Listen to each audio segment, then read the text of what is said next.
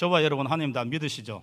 우리가 살아가다 보면 참으로 앞도 뒤도 바라볼 수 없고 삶의 모든 여망이 끊어지는 순간에도 나는 하나님을 여전히 믿노라 할 수 있는가 물어보는 겁니다. 우리가 예수 믿고 여러 가지 은혜를 받고 복을 받고 하나님 함께 하심을 느낄 때는 여전히 내 하나님입니다. 맞죠? 그런데 큰 풍랑 가운데 내가 목적하던 모든 목적이 다 부서지고 내가 계획했던 사업들이 다 무너지고 건강 무너지고 내 앞길이 다 막히고 끝에는 구원의 여망마저 보이지 않을 때 그때 여전히 우리 하나님은 저희와 함께 하십니다. 그렇지만 그런 순간에 믿음이 흔들리는 분들도 있다는 거예요. 왜요? 너무 오래되니까 너무 기니까 사람들도 그러잖아요. 네가 믿는 하나님이 있으면 너를 그 환난과 고난 가운데 건지시지 않겠느냐 그러지 않겠습니까? 왜 내 삶에 이런 병으로 말미암아 내가 원치 않는 고난들을 당하게 될까? 하나님이 그럴 때 어떻게 하시는지 어떻게 저와 여러분을 인도하시는지 분명한 대답을 받으시는 줄로 믿습니다. 여러분 우리 인생에 문제가 올 때 보면 이런 경우입니다. 어떤 문제 앞에서 우리가 아는 전문가를 찾는 거예요. 사실은요 어려움 앞에서 문제 앞에서 우리가 믿어야 될 것은요 하나님의 말씀입니다. 하나님의 말씀을 믿어야 길이 보이는데 우리도 우리의 삶에 있어서 어떤 큰 문제를 결정해야 될 때 우리가 아는 지식과 전문가를 통해서 이 문제를 해결하려는 경우들이 있잖아요. 세상에서 보면 우리가 선택한 세상 길이 처음에는 잘 되는 것처럼 보여요. 좀 잘 됩니다. 세상 방법은 때로는 어떻게 그렇게 잘 하는지 몰라도 처음에는요 길이 쫙 열립니다. 잘 돼요. 그런데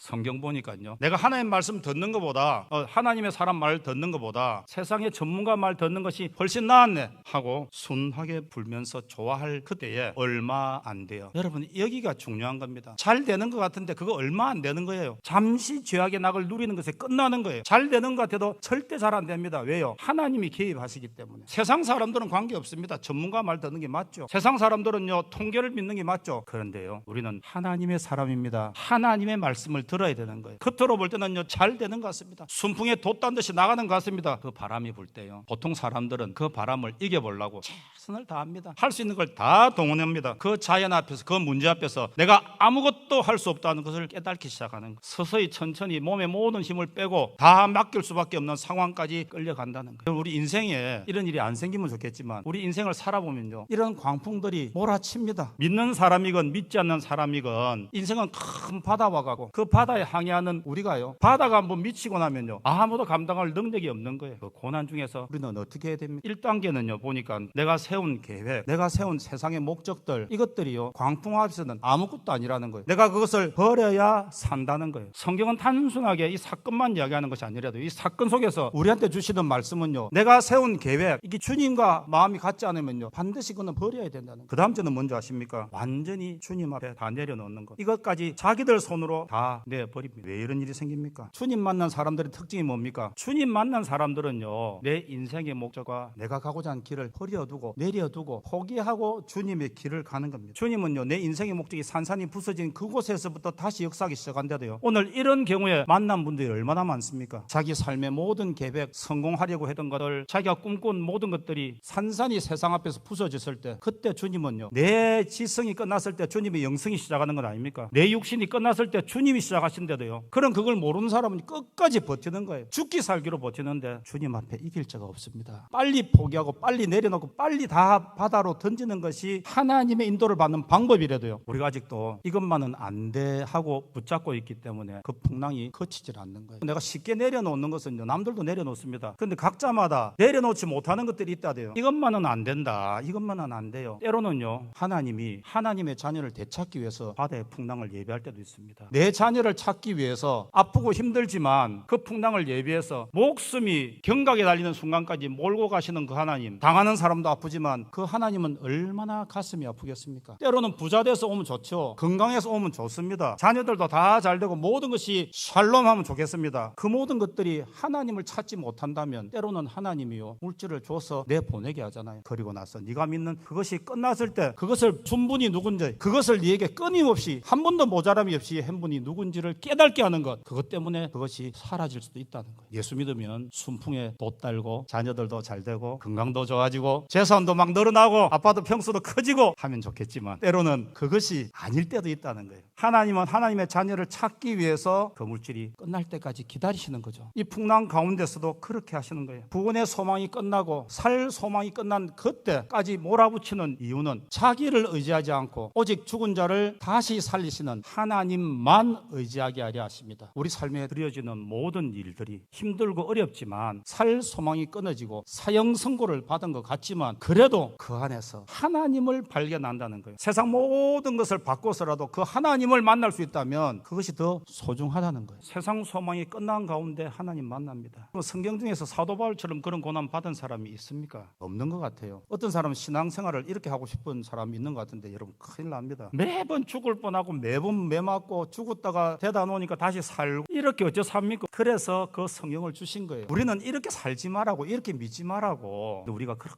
극한 고난 가운데 있을 때 사람들은요 우리를 뚫어지게 봅니다. 잘 될 때도 보면 좋겠지만 잘 안 될 때 너가 예수 믿는 집이 왜 그러냐, 예수 믿더만 쫄딱 망했네, 옛날에는 그래도 제법 살만하더만 예수 믿고는 그렇게 됐네 하는 사람들이 있습니다. 사람들이 그럽니다. 네가 믿는 하나님 어디 있나? 네가 하나님 믿으면 네 그렇게 병에 들 수 있느냐, 네 그렇게 가난해질 수 있냐, 너가 자녀들 그렇게 될 수 있냐고 말한다는 거죠. 그때 여러분 낙심하지 마십시오. 그때도 여러분은 찬양하셔야 됩니다. 그런 상황 가운데서 세상 사람들이 뭐라 한다 할지라도 왜 너 낙심하느냐, 불안하지 말라는 거예요. 하나님께 소망을 두고 하나님을 찬양하랍니다. 왜요? 결과적으로 합력하여 선을 이루고 주님이 우리 입술로 통해서 찬양하게 만들어 주실 거니까 세상 사람들 하는 말에 일일이 반응하지 마시고 낙심하지 마십시오. 여전히 우리와 함께 하시는 하나님을 찬송하시길 바랍니다. 우리가 비록 그런 실수를 했다 할지라도 주님이 그래서 버리느냐? 아니래도요. 주의 종이 되었던 리더가 되었던 과거 문제에 매달려서 그것을 책망하지 마십시오. 그런데 짚고 넘는 것은 한 번으로 족한 거예요. 내가 말했지 않느냐 이런 일이 생길 거라고. 그런데 더 이상 그 이야기하는 것이 아니고 이어서서 희망을 이야기하는 거죠. 이제는 안심해라. 할렐루야. 왜? 하나님 계시니까. 이 풍랑, 이 문제 앞에서도 우리를 건져주실 하나님이 계시니까 안심해라는 거예요. 현실을 뚫어보고 아직도 구원의 여망이 없고 해와 별과 달도 보이지 않는다 할지라도 내 옆에 계시는 하나님이 나에게 말씀하셨다. 어떤 문제가 있다 할지라도요 절대 낙심하고 불안하여 떨지 마십시오. 풀무불에서도 사자굴에서도 바다 한가운데서도 홍해 앞에서도 홍해를 가르면서까지 우리를 구원하신 하나님이십니다. 골리앗 앞에서도요 선포하고 나가는 거예요. 물 같은 시험, 불 같은 환란이 온다 할지라도 주님이 나를 불렀으므로 너는 내 것이라 그랬잖아요. 하물며 육신의 부모도 자녀를 그런 가운데서도 지키고 보호하시는데 전능하신 하나님 우리를 그냥 두시겠습니까? 그냥 안 두신대도요. 그래서 우리는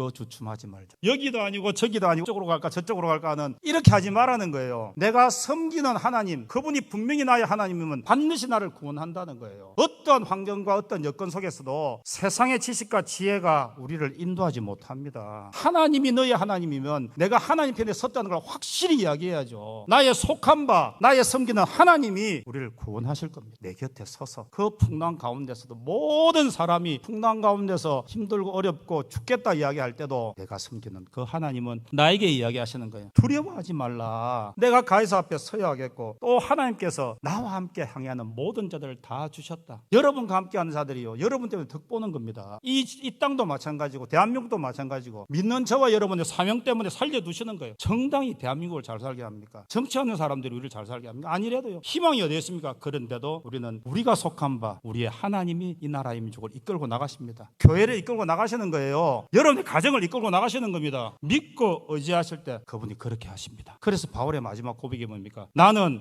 나의 하나님을 믿노라. 나는 내게 말씀하신 대로 이루시는 하나님을 믿노라. 이 믿음이 저와 여러분을 승리로 이끄시기를 예수 이름으로 축원합니다.